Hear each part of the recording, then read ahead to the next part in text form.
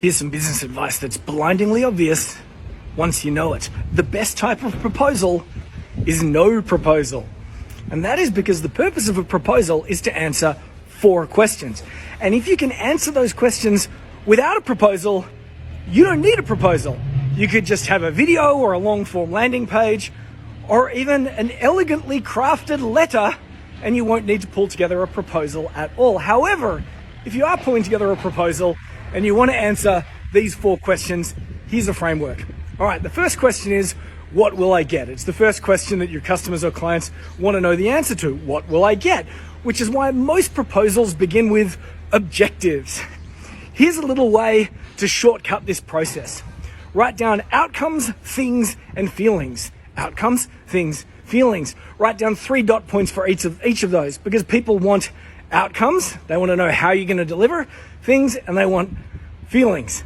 They want to be taken from an A state of sadness to a happy state of joy and jubilation. Outcomes, things, and feelings. That way, when you hit the objectives page at the beginning of your proposal, you can write outcomes, they're the objectives, things, they're the deliverables, feelings, then add a testimonial. Section 1 done.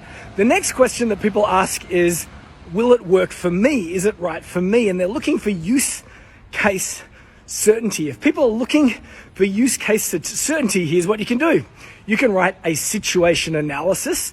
That is a breakdown of their industry, where they're at, and it demonstrates that you have an understanding of their problem. Or here's what I like to do. I have a page where I say, we help target audience avoid these mistakes. And then we have a list of things that say, don't do this instead. Don't do this instead. Don't do this instead. And then we finish it up with a case study. Not a testimonial, a case study, which shows how someone was making those mistakes and then didn't make those mistakes, followed our process, and then got an outcome. That is section number 2. Will it work for me? What's the third question? How long will this thing take? Well, if people are worried about how long it will take, your job, therefore, is to demonstrate your process or your methodology. A fancy way of saying this for a proposal is events and milestones.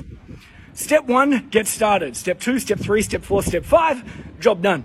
Now, again, as you break down these events and milestones, you'll be identifying deliverables and outcomes, which you might then add to the first section of your proposal.